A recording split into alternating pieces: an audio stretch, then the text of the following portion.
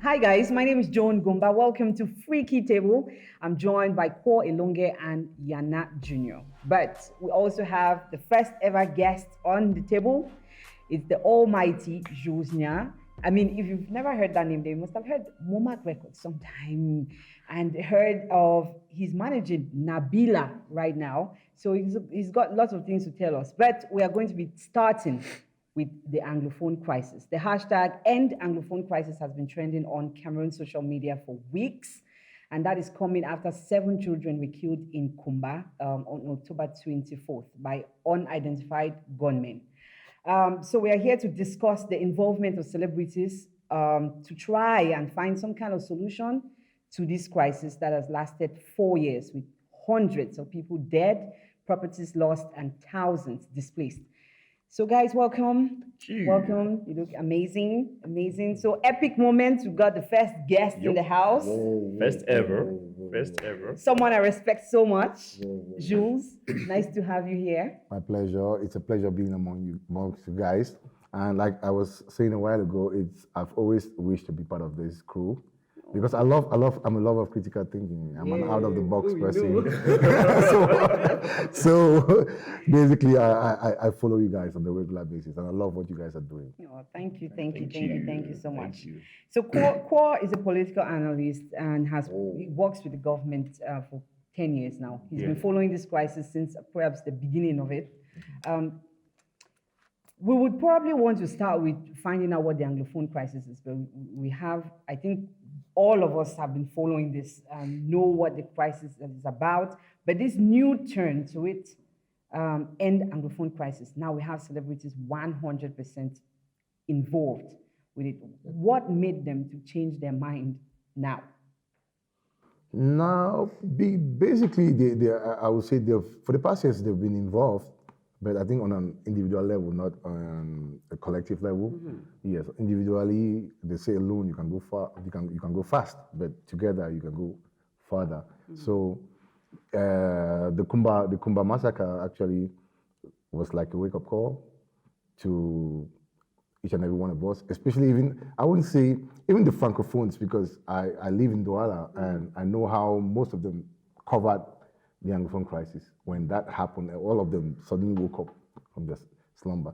And the Anglophone celebs who could not speak out before probably used the massacre, the Kumba massacre, to say, okay, to express their own rally ball, to say, okay, this time around, let's bring an end to this. Mm-hmm. I mean, but this is not really like the first time that children are being killed in this crisis, right? We had the Gabu incident that happened, I think, last year or last 2 years, which, I mean, 14-year-olds were being killed, 17-year-olds. So why 7 children in Kumba? Yeah, the Kumba thing is, it's the shock value that came with it. You understand? Yes. People have been killed, children have been killed, pregnant women have been killed before. But the Kumba thing actually shocked everybody. For those who've actually had the chance to go to the footages, man, they are really, really graphic. Mm-hmm. So that was, I would say, that is the thing that actually sparked that wake-up call for everybody to say, okay, enough of this. Because I mean, if you imagine kids who have nothing to do with the war. I mean, the end class, they're supposed to be studying, and people just pop in class and then blow their brains off. Yeah. It's like a horror movie. Elonge, you watched that video perhaps today for the first time. Does that change anything for you since 4 years? Well, I work in Kumba, I live in Kumba. So seeing corpses laying on the streets and people being killed, even in front of my house, is nothing new. I used to say that I pray that I don't become desensitized to violence, the violence that is taking place, because it is so commonplace right now that really you look at it and you feel like nothing else can shock you. But when I saw this, it's not just the children, but the stories behind it, the families they come from, the stories of the family, the struggles that some have had, you know, of the child victory whose parents could not conceive of a child after several years in marriage, and had him, and this happens to him. You have a lady who died after that, a mother who lost 3 children, including her sister's child, and she got into shock and also died. It's really painful to see the type of, and to imagine they were just trying to get an education.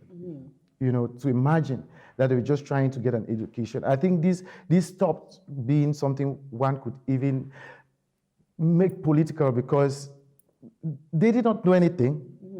They were not protesting. They probably don't even have an opinion about what is happening.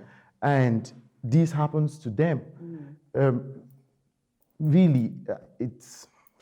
I can imagine. I mean, first of all, may their souls rest in peace. They've been buried, and condolence goes to all the families affected and friends. Yana, what does it say to you? Like the whole incident, stars coming up now, not just Cameroonian artists or Cameroonians living in Cameroon. We also have international stars or people, you know, trying to pressure the government to say, listen, I think we've had enough of this nonsense. Come to a point where we can perhaps have that dialogue or find that peace or that justice or what? Like international and here, do you think there's a way forward? Yeah, there is, but then before there's a crisis, there's a problem. So if you don't solve the problem, you can't solve the crisis. So they have to go back to they have to go to the root cause and solve it. Because now you can, everybody has every sector has their own messages that they're putting out. You have artists, you have journalists saying different things from their own perspective. But what they want is to end the crisis. But you cannot end the crisis when you've not tackled the real problem. So who is supposed to tackle that problem? It comes from the state, right? And opening up the room for proper dialogue with those who are advocating for the rights for the right the sovereignty of Southern Cameroons. They need to be bold enough to talk with those people. And like Jules is here, artists we've hardly ever seen artists really come to discussions of social activism. Boldly. They've always shied away, except when the president is giving them money and then they go to Yaoundé and sing his praises. But then we are seeing a certain category. Like generally artists in general. But then we are seeing them define this reputation, and I'm really intrigued by the movement and how hands-on it has been, because from Monday you guys had meetings in Douala, and then there's been a whole campaign which has really been very it's been geared down towards the children, because I saw pictures of artists dressed in school uniforms. What exactly is it you guys are trying? What's exactly the message you guys are trying to pass across, which has never been passed across before? Well, basically, we want an end to the war. We want peace, and it's nothing really complicated. This is just the first step of many other strategies and tactics that we're going to be implementing. Yes, so the Kumba with Yango massacre is a recent thing that we're just using for banking to pass across the message to the other side of the Mongo and to the international community, most especially. But we are fully aware of the fact that it's not gonna be a day's job. We are talking about our government that has been I wouldn't say that has been not too open to an all-inclusive dialogue. That is our intention. Like, try to act as a pressure group to lure the government to sit down and talk with everybody. You understand? Because we are all Cameroonians. Even the separatists, we are all Cameroonians. You understand? So that's all. Because the government has the responsibility to bring peace. But peace is not just a bring peace. Peace is the construct of something. You understand? For peace to happen at this point in time, justice must be restored. So there are steps to follow. So there must be an all-inclusive dialogue. People have to sit on the table. We look at each other face to face. What does justice mean to you as Jews and to artists in general? Do they have an understanding of what justice will mean in line with the Anglophone problem and this crisis? When we talk about justice, the government The government itself has recognized that there's an Anglophone problem. Yeah. So they need to fix it. You understand? Yes, we are not reinventing the wheel. So they know that there's an Anglophone problem. So let them address the issue properly. That's all we're saying. You understand? That's all we're saying. I don't want to get into complex definitions of who, but we all know there's an Anglophone problem. You understand? But how the government goes about it might pose a problem, because we had the national dialogue that took, I think, early this year, or was it last year? Yeah, last year. It was last year, yes. But we have seen the shortcomings of that, and it means that it didn't really work out. So that one person was speaking. What our fathers learned. So there's more work to be done in that light. So we need to have an all-inclusive dialogue. It means the separatists, the government, the civil society, everybody needs to be there, and we'll look at ourselves and say, how do we want this country to move forward? Yeah. That is the problem. All right. So now we have other groups like the Anglophone Youth Conference. They have their own agenda. Are you guys aligned towards the Anglophone youths, or you guys have a different agenda? Which I'll then ask, what are the questions you're asking the government? What are the solutions you're proposing? Because you want an all-inclusive dialogue. Yes. Are you saying, okay, having an open debate on Zoom, probably having certain questions which they must answer, or certain steps which you're proposing? Because you mentioned the shortcomings of the all-inclusive dialogue. Are you saying, okay, no, what that failed, this can work because of so and so reason? So what is it exactly? Because I mean, you guys already have a platform which we acknowledge, because I mean, everybody watches Cameroon, sees artists, Mouvement is artist Cameroonian pour la paix. Exactly. So now, with your platform, we're not just talking about the crisis. What are the actionable moves you're making to make the government not just listen, but take real progressive action towards this? Yeah, we understand that we are dealing with a government that is very adamant to change. I'm a communications person, so I know that change is a very slow process. Yes, I know the realities on ground. I know that it's not just after a protest. Yes, even dialogue itself is a process. So I know that it's not going to happen after a series of march pasts. It's not going to happen after a series of songs that have been released. No. There are tactics. I cannot reveal them. Yes, we are just acting like a pressure group. And there are tactics. We are not a political party. We are part of what they call the civil society. We are what? You understand? Okay. All we want is peace. You understand? All we want is peace, because we cannot attain growth without peace. But now, what does it take to have peace? Peace comes with a price. You understand? So the government already recognized, like I said, the government recognized the Anglophone problem. So let them fix the problem. They know the root causes of the problem. So if they address it, this thing is going to finish. All right. So before longer, sorry. I know that this crisis has affected everybody, but just how? Just maybe for everybody who's watching, just how do you think that the Anglophone crisis has affected celebrities, whether music, film, everybody that's one important thing with the Cameroon Peace Movement is that it goes beyond celebs though, because you have media personalities. Everybody, you guys are there. In the peculiar thing with this movement is that the artists are like the face of the iceberg. You understand? But there are communication experts, there are media personalities. Everybody's inside. Everybody, President Job, there's Laura Dave. Everybody, we're trying to bring everybody from the media, from the communications world, everybody is there. You understand? Because you understand that the artists, yes, they have the voice that they can echo the people's concerns, but they don't have the strategies, you understand? And you need media to relay the information, to push the agenda forward. So that's why we came together, you understand? Because without coordination, nothing's going to happen. And Cameroon, 70% of Cameroon is comprised of people below 35 years of age. So what are we doing with all this power that we have? Our concern is not to overthrow the regime. We just want peace. We want these people to listen to us, you understand? And the artists have the voice, you understand? They have the influence, you understand? To put some sort of pressure to the government. You understand? These artists have the capacity to mobilize as many Cameroonians. Daphne has plus 1 million followers. Nabila has close to 1 million. Miriam has close to 1 million. You have many of Salazar schools in so they have the people's voices behind them. You understand? So they have the capacity to do and undo. But I think they're just beginning to become aware of their powers. Interesting. Don't get you. Yeah, I was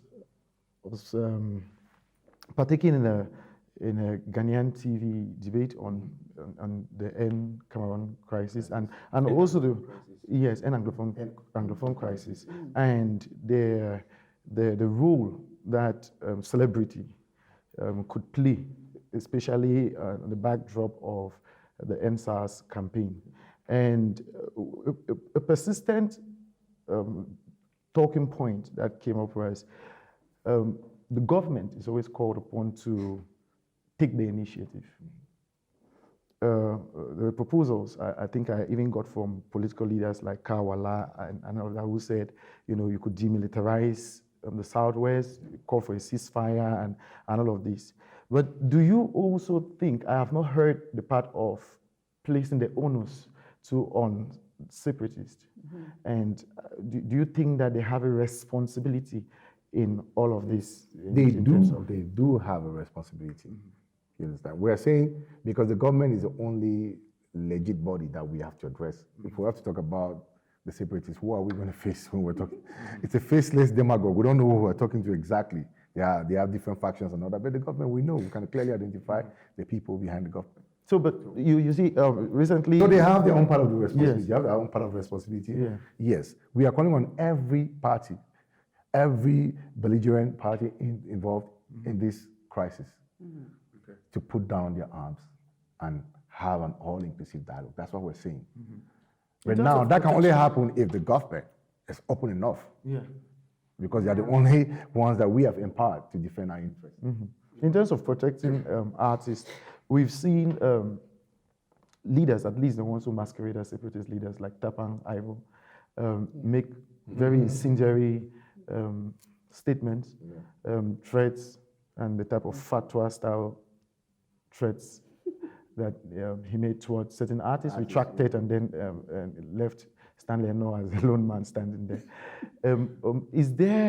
What do you think about those type of declarations, and do you take them seriously to a level where you think that these artists need some form of protection?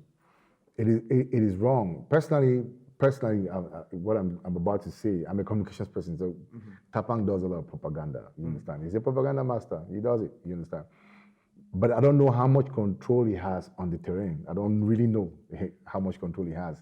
But the only consistent thing about Tapang is that he's inconsistent, you understand? Yes.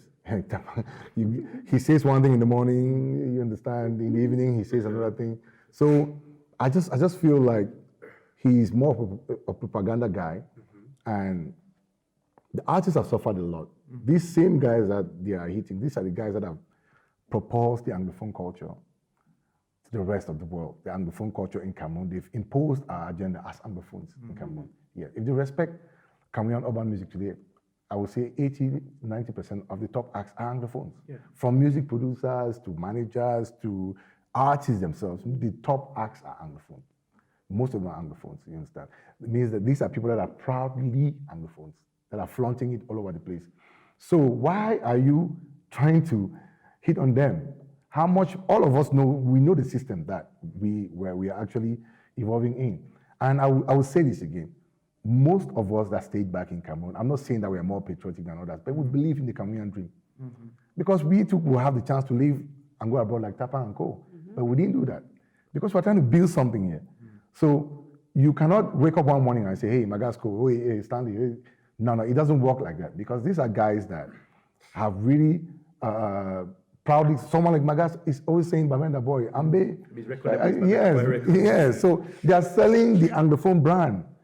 So why will you wake up one day? What has Tapang done for Anglophones? I don't understand. That's true. Yes, what has it done? What have they done? What has Mark Barretta done for the Anglophone people? What have they done in terms of projecting our culture or even trying to ameliorate the people's lifestyle? What have they done? You understand? So you can't, in a war, like in the war, not like war, like what's happening in the war, everybody is making use of the weapons that they have to fight. The artist uses his creativity to express himself. You understand? Tapang is probably a communication guy. That's why he does a lot of propaganda. So, but you cannot, because of divergences of opinion, try to threaten the others because they don't share the same opinion as you. It means, come on, it doesn't make sense. Now, you have Salacha was just recently signed to UCB. We also have other artists who have stakes in other top brands in Cameroon who, have stakes within certain circles in the country. So I'm wondering, how are you guys protecting their interests? Yeah, there's this fear, but what we all are clamoring for is peace. That's all. We are not the political party, you understand? We're just clamoring for peace. That's what we're trying to do. That's all. Simply put, the artists have the capacity to echo the message more than most people. You understand? So it's not a bad thing. It's good for the corporate organizations, for their corporate social responsibility programs. I mean, they should be encouraging our artists to go for such moves. You understand? There's nothing wrong for now. As I said, there's no conflict of interest. Yes, it's not like an artist is saying, "Hey, we don't want the head of state. We don't want." That's another. No. That's for us. That's not our concern. At the Cameroon. Yes. That's not what we are going in for. Okay. Cameroon Peace Movement or Mouvement des Artistes Camerounais pour la Paix. We just want peace. You understand? That's all we want. Simply put. My fear is this, and I think a lot of people might have this fear, might not be able to articulate it publicly. It's that we've seen over the years, not just the silence of French-speaking Cameroonians to the crisis, but also that they don't grasp the Anglophone problem. And also that some of them have actually articulated the fact that they think we are asking for special favors. Do you think that the artists and all the other media people, sectors that are under this canopy, that they do understand the issues right now, and that it doesn't get to the point where when the real discussions back out, okay, then you start finding the disintegration because of differences of opinion? I think some of them, most of them are trying to understand the problem. Like I was talking about the coverage. Prior to the Kumba incident, the coverage was, probably they could handpick a few media that were really dedicated to the cause, like maybe Equinox and all that. The rest didn't really pay too much attention or didn't give it as much importance like they do now. So most of them are beginning to change their rhetoric. They're beginning to change, like, okay, why are these guys actually behaving the way they're behaving? What's the problem? To go back into history, they verify the facts, they check the facts and everything, like, okay. So the thing is, we are wired differently. We are wired differently, Francophones or Anglophones. And it's unfortunate that we are arguing over colonial leftovers, you understand? And the reason why we are suffering as a people today is because of the lack of imagination of our leaders. If we inherited two different subcultures, ideally, we will have morphed to a third model. But because our leaders lack imagination, that's why we are kind of stuck here right now. So it's a lack of imagination that has brought us to this point. But some of us are hybrid Cameroonians. I am a Bamileke guy. My mom is from the Northwest, my dad from Bagante. I was born in Limbe. I was raised in Garoua. Then I grew up in Kumbatu. Then I studied in Sacred Mancon. So I'm like I'm like a mutant. You understand? You understand? So, and if you look at, just observe around, like I can confidently tell you that within the next 10 years, Cameroon will be a very bilingual country. Most schools are bilingual in Douala. Most schools. You understand? Most of the kids there are and being an Anglophone, the concept or the definition of Anglophone has evolved over the years. Prior to the crisis and all that, the Anglophone was the person that came from Northwest and Southwest region. But today, you have Bassas in Limbe that are typically Anglophones. You have Bamekes like us from Kumba that are typically Anglophones. And so who is the Anglophone today? It's difficult. It's a very dicey thing. So let the debate evolve and be a reflection of the modern day Cameroon. You know, let's not get stuck to the 1961, 1972 referendum. But things that so when people have very strict or story point of views, like it makes things really difficult. Like saying that it's a Cameroonian crisis. And Yes, like saying that it's a Cameroonian, that's refusing to accept the reality. So most of the guys, I bet you, most of them have really gone back and done their homework, and they're beginning to understand why we are where we are today. Right. Okay, that was exactly my follow-up question about. All right, great. The thing about it, we can talk all day long about this issue. But Jules, I really want to thank you on behalf of the team for coming and expressing, the objectives of that meeting of the Cameroon Peace Movement. Yeah, we can call it that in French as well. Le mouvement des artistes camerounais pour la paix. Great. So, thank you very much for being here, and we are really grateful for you being here as well. My pleasure. So guys, the discussion continues on social media and in your groups, in your quartiers, in everything. Please, like you said, we just need peace. Peace, however we want to get it.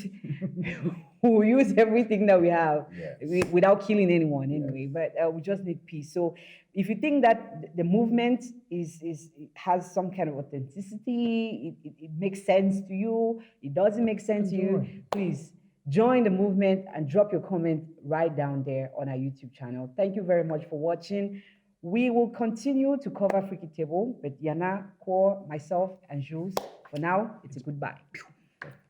Freaky Table is brought to you by Nikki Hit Beauty Studio, Mountain Anten Koto, Buna Musa di Douala, and Prime 22 Bar and Restaurant, Bokwango, Buya.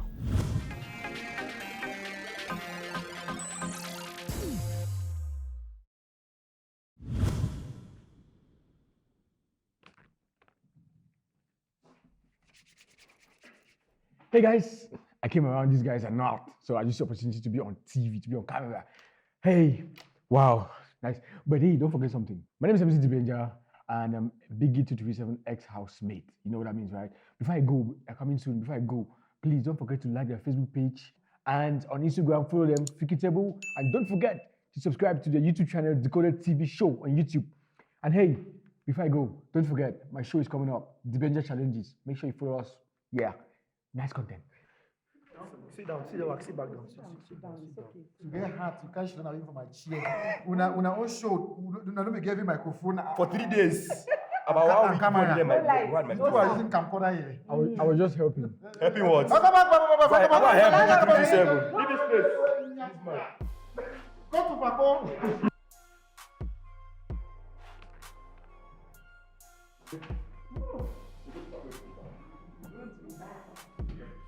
Hello.